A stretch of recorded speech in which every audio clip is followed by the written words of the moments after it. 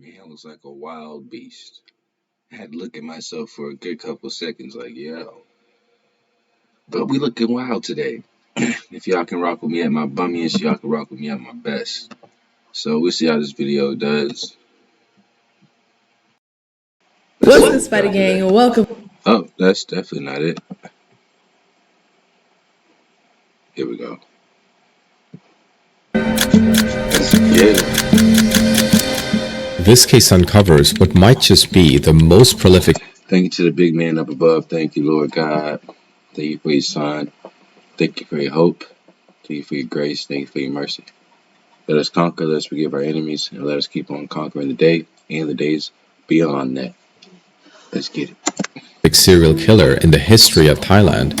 And what's even more disturbing is how the elaborate schemes allowed this serial killer to continue to prey on the grieving families of their victims. She planned and executed a series of murders over more than 8 years by poisoning her victims. She manipulated the circumstances to make their deaths look like natural heart failures, ensuring that their families wouldn't suspect foul play. Her motive centered around financial gain, either inheriting her victims' properties or profiting off their debts. Doing this all under the pretense of offering to help them settle their debts or pursue lucrative financial opportunities that she. Living with opioid addiction can be a struggle, trapped in a cycle of opioid use, withdrawal, and cravings. Sublocade is for adults with moderate to severe opioid addiction. She would bring forward to them. We begin with around 10 or 11 in the morning. A woman was walking down to the riverbank to release some fish, a popular practice known as ploi pla.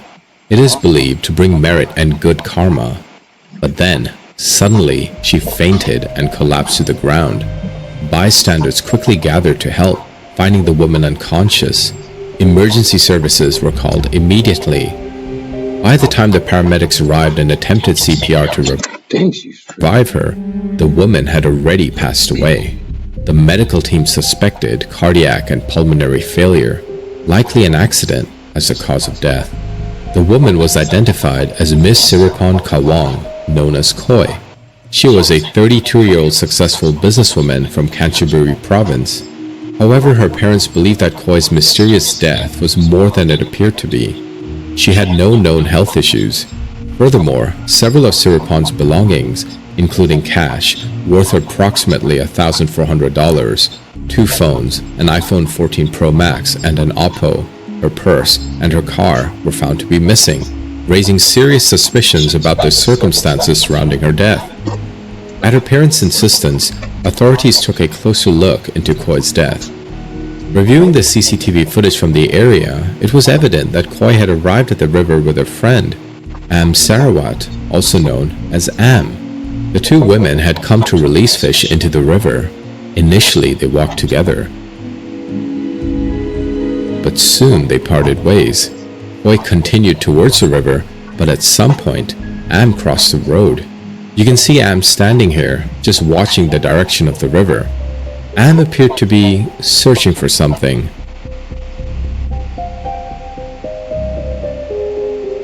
After pacing around for a while, she appears to ask someone something. He seems confused and pointing in the other direction. Then she paces to the end, again appearing lost and exhibiting strange behavior considering she's meant to be with a friend. Then, the footage showed her running to the car, retrieving an item, and then heading down the stairs towards the riverside, where Koi was. However, after reaching the stairs, and soon after, Am walked back up, got into the car, and drove off as if nothing happened. To call this behavior strange is an understatement.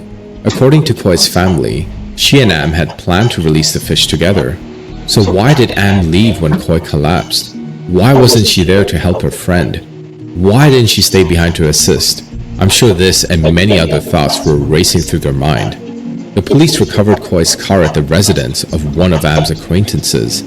According to the CCTV footage, Koi drove the car to Am's place, and from there, Am drove both of them to the riverside. However, Koi's other missing belongings, including her cash, phones, and purse, were still not found. When questioned by the police, Am initially denied being at the river on the day. However, when confronted with the CCTV evidence, her memory seems to have returned and she admitted to being there. Am explained that she left the scene because she had some urgent matters to attend to. She claimed she believed that Koi was feeling unwell, and seeing that many people were assisting her, she simply assumed her friend would be fine. As for Koi's belongings, it was later revealed that Am had mailed Koi's missing items to one of her own friends, with the package sent out on April 19th. Amongst them were Koi's purse, her Oppo cell phone, and wallet. The rest were not found. What do you think? Do you believe her? Well, almost no one did, especially Mr. Rape Chamanruria. He would play an integral role in uncovering the truth behind Am's actions. So to be a serial killer, that means you've done this more than one time. So who are The moment he reviewed the CCTV footage, he knew something was off. But even he could not have anticipated the full extent of what they would discover. If Am was indeed responsible for Koi's death, how did she do it? The most plausible method was poisoning. However, the initial toxicology report showed no signs of poisoning in Koi's system. Koi's mysterious death dominated the news, capturing widespread attention. Soon, phones at the news stations and police stations started ringing incessantly. Reports poured in from people claiming that their friends and family members knew Am and had also died under similarly mysterious circumstances after meeting her. Alarmingly, many of these victims were found with darkened nails when they died. There were at least 15 such victims before 2020 and 2023. Yes, at least.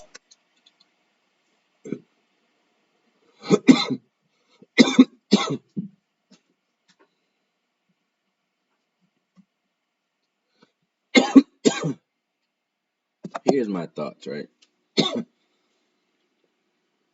We all know that there is a higher power, right? I believe if he sent his angels to be more involved in this world, people like this wouldn't even be alive. After your second murder, your first one, you understand it's your first one. Who knows the circumstances? Who knows what was going through your mind? After the second one, you can either die then, or you can have one last chance. But it's really like, this is your warning, this is your final warning, and this is death. So 3 strikes, you're out. But to see all this 1, 2, 3, 4, 5, 6, 7, 8, 9, 10, 11, 12 more bodies after the 3 I canceled out. And there's serial killers who have this times 4. Can you imagine one person who's killed at least 100 women? Y'all don't even know his name. Y'all don't even know his name. That's how bad these serial killers are. This bro, he almost killed 91 women. He killed 91 women. Unconfirmed, right? Confirmed over 50. But almost 100 bodies to himself. That is unthinkable. Or the clown killer who killed 33. Or Jeffrey Dahmer who killed, 19 or something like that? That is crazy, man. Like, how? At least 15 in the span of 3 years. If she was indeed responsible for these crimes, how did she manage to rack up such a body count and stay under the radar for so long? Exactly. Am was arrested on April 23, 2023, and news of her case spread like wildfire. People speculated on all her potential victims, and then another woman came forward, and she had reportedly loaned Am 250,000 baht, approximately $7,300. She told police that she experienced chest tightness and loss of feelings in her hands. She had taken a pill offered by Am during a meeting at a mall in Kanchanaburi province. Fortunately, she was immediately taken to the hospital and is now safe. Let's take a closer look at who Am really is. At the time of her arrest, Am was 36 years old. Her ex-husband, Vitun Rangasuwapan, was a police officer. After their marriage, they moved into the police accommodation and had 2 children together. Over time, Vitun advanced through the ranks, eventually becoming a high-ranking lieutenant colonel. This career success brought an improved lifestyle for the family, prompting them to move into a new home. Although Am and Vitun divorced in 2020, they maintained a close relationship, likely for the sake of their children. It's unclear when Am got a taste for murder, but amongst Am's more than 10 suspected victims, one of them was reportedly her recent boyfriend. You'll see there's a lot of death under mysterious circumstances that follows Miss Am. The boyfriend. Just a month before Koi's mysterious death, Am's boyfriend, Mr. Day, passed away on March 12, 2023 at 1:30 p.m. under suspicious circumstances. The pathologist listed the cause of death as cardiopulmonary failure. It was Am who called the police, stating that she was his girlfriend and she was pregnant with his child. At the time, no one suspected foul play. It was later uncovered that on the very evening of Mr. Day's death, Am went on to celebrate her birthday with her friends. Who in their right minds would do that? Am also pawned Mr. Day's gold jewelry on March 18, 2023, just a few days after his death. Additionally, she took control of all his properties. At the time, Mr. Day's family did not find these actions suspicious, as they believed Am was pregnant with his child. She should inherit all his properties. Day's close friend, who requested to remain anonymous, was very suspicious of the cause of his death, and especially after, because Am packed up Day's room and removed all his belongings. The media spoke with this man, let's call him Mr. Kung, and he knew Mr. Day since childhood. He is convinced that the child that Am is carrying is indeed the one she had with his friend. Day met Am through a dating app in December 2022, and Am frequently boasted about her involvement in the money lending business, claiming to pawn cars and land and engage in stock trading. She often bragged that her ex-husband was a deputy director, suggesting that if there were any issues that arose, she could rely on him to resolve them. May, Day's friend, recounted the day Day introduced Am to her for the first time on March 11th. After returning from work, she saw Day with a woman sitting on a marble bench at her house. At first, she wondered who the woman was, until she remembered Day had mentioned that his girlfriend was coming. That day, May noticed that Day's demeanor was strange, serious and not very talkative, unlike his usual cheerful self.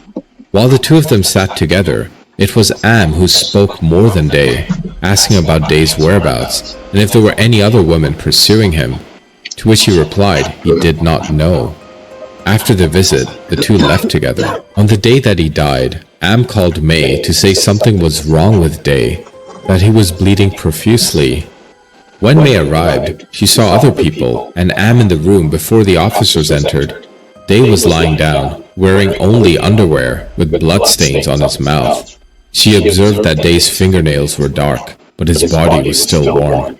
At that moment, she thought Day might have been under a spell or under the influence of drugs. Additionally, May noted that Day typically carried a lot of cash, but on the day he died, there was less than 10 baht found in his pocket. Day had mentioned to his friends multiple times that he had actually seen Am kill someone before, describing her as an evil woman. Now, because Day's friends were very suspicious of his death, they looked around, and that's when they found something that blew their minds. Introducing Strikeman, a dry fire training system that allows you to develop. It was a bottle with a label marked. This is the bad thing about dating after 20, really dating after 30, bro. You don't know the life that these people have lived, man. That's why once men become successful, they're not dating women who are 30 and what? 45, and you don't know what these people have done, man. Like, what? Marked UN 1680 or. And he said he saw her kill somebody. Why are you still in that relationship? I would have took her down to the police station myself. You don't got no poison on you right now, and if you do, Man, or potassium cyanide. Now, cyanide is an extremely toxic compound that can cause death within minutes of exposure, making it one of the most lethal substances known. It is odorless and tasteless, which allows it to go undetected in food or drink, rendering victims unaware of its presence until it's too late. The rapid onset of symptoms, including difficulty breathing, confusion, and loss of consciousness, can lead to fatality in as little as 15 minutes, depending on the dosage and route of exposure. Special tests, such as analyzing blood and tissue samples for cyanide ions or its metabolites, are often required to confirm its presence, complicating the investigation into suspicious deaths. In Thailand, cyanide is primarily used in mining for the extraction of gold and silver through a process called cyanidation. Additionally, cyanide is employed in electroplating to coat metals with gold or silver. Although its use is regulated, cyanide compounds may still be used in some pesticides and fumigants. The forensics team was able to identify cyanide in a shared vehicle that Am drove with her ex-husband. Following this, they obtained and executed a search warrant at her ex-husband's house, where they discovered a large quantity of unlabeled drugs and empty capsules. Her ex-husband claimed he had no idea these substances were just lying around. Similar findings were also made at her mother's home. These substances were all confirmed to be cyanide. In May 2023, at the Banpong police station in Ratchaburi province, the autopsy report for Nong Khoi came in. The report confirmed the presence of cyanide in Khoi's body. Am refused to speak further with the police regarding Khoi's death. When arrested, Am actually made the bold claim that Khoi wanted to take drugs mixed with cyanide, and she was simply fulfilling Khoi's request. She also stated that she was only able to obtain the cyanide because she acquired it from her now-deceased boyfriend. I swear I can't make this stuff up. The things that comes out of this woman's mouth are just completely unbelievable. I'm not sure how stupid she thinks the entire world is, getting caught red-handed and still blaming someone, and then the simple coincidence of everyone around her simply passing away from cyanide, as if it's the most abundant thing on this planet. I just don't understand. bro, I wish people like this had to wear like a halo around their heads, bro. Like, they have to be exposed. You know what I'm saying? Like, in the supernatural realm, their halo needs to be made physical. A black halo that shows that these people are murderers. Oh my gosh. That will make our jobs a lot easier. Our lives a lot easier. This woman. She should have just kept her mouth shut. She may actually have a chance of a defense attorney doing something to help her out. But maybe it's not about that. Maybe it's about getting justice for her many victims. It's innocent until proven guilty. I could still be wrong. She could be innocent. But let me know what you think. And there's a possibility that she was set up. I just highly doubt that. The police examined all the victims and mapped out the connections, revealing that each of them was linked to Am in some way, primarily through financial ties. But what's really unbelievable to me is that a lot of the victims were actually police officers. They likely met Am because of her ex-husband's connections. And even if police officers weren't safe, then who is? Am even targeted high school friends. I guess anyone who was linked to her was a potential target. One of her many schemes was the Rotating Savings and Credit Association, or ROSCA. A ROSCA is a group savings system where members regularly contribute a set amount of money to a collective pot, which is distributed to one member on a rotating basis until everyone has received their share. This system relies on trust amongst its members and involves no interest, making it an accessible alternative to formal loans. ROSCAs are particularly common in Southeast Asia and assist individuals in savings for major expenses or emergencies. It's an alternative form of banking and insurance where individuals form a collective that helps each other out. While ROSCAs played a central part in many of Am's schemes, she utilized different financial schemes to prey on her victims, which banked on the fact that the victim wouldn't live to see a benefit from any of them. One example would be borrowing money from them, but at exorbitantly high interest rates, which would be lucrative for the victim if they actually survived to benefit. Am also had other loan shark scams related to gambling. In each of these transactions, it was really Am who was pocketing the money. The the valuables, and more, and fleeing to the next unsuspecting victim. One might think that Miss Am would target the rich, but that's not the case here. She would target the desperate and needy. She seemed to know which scheme to use for which situation, and which target to maximize the financial gain on her end, even going far beyond what the victim had on hand. Am would test this out on individuals using Rosca to determine if they had enough disposable income. Once she had qualified a victim, she would lure them using schemes which promised to make them more money through various means, such as investing in a business, or even the ability to borrow some money by putting up a vehicle as collateral which was lost when the victim unsuspectingly passed away. One such victim was Miss Nitaya. Her case unfolded in August 2020. You see, Nitaya owned a Honda Civic, and she pawned this off based on Am's advice for 150,000 Thai baht. They went out for drinks together that same evening. Nitaya was found face down in the bathroom, and her face appeared darkened. The family at the time did not suspect foul play, as the doctor attributed her death to circulatory and respiratory failure. Nitaya had known Am for about 3 to 4 months at that time, and had initially connected through Rosca.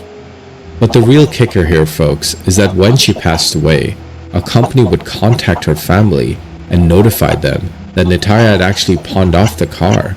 Many of the family members targeted this way were distraught and simply coughed up additional money to retrieve something back of their loved one. The victimized family members had lost not just a loved one, but on top of it, had to pay additionally to retrieve a vehicle. They had no idea of the whereabouts of this money, but this money was actually with Am, who had tricked the victim beforehand to let her hold on to it, and she moved so quickly on eliminating her target that their family never found out. And of course, Miss Am disappeared with it all after, and this is pretty much how a lot of her schemes unfolded. This continued over and over again. But what really shocked me on the scheme... This is why you never do business with people without a proven track record. I need 3 references of businesses, and I need to also to be able to go see these people. I need locations. Like, that's how you do business with people, man. You gotta verify. And the people that verify you, they have to be trustworthy. And even if they are trustworthy, guess what? I'm going to do my own due diligence to make sure you are who you say you are. It is a nasty world out here, man. And we got to keep our eyes open, man. Involving cars is that the investigation revealed that some of Miss Am's victims' families were unavailable to afford the price to reclaim their loved ones' vehicles, which then allowed Miss Am to keep their vehicles, adding further insult to their family's suffering. But the most sickening part of this all is that Miss Am even went so far as to hire a lawyer to demand additional payments from the victims' families, further exploiting their financial distress. What? I also wonder, was her lawyer intentionally involved in these schemes, or did they simply turn a blind eye for the sake of earning an extra buck? It begs the question. Let me know what you think in the comments. What's going on, guys? Built this little mini gym area. That's for you guys.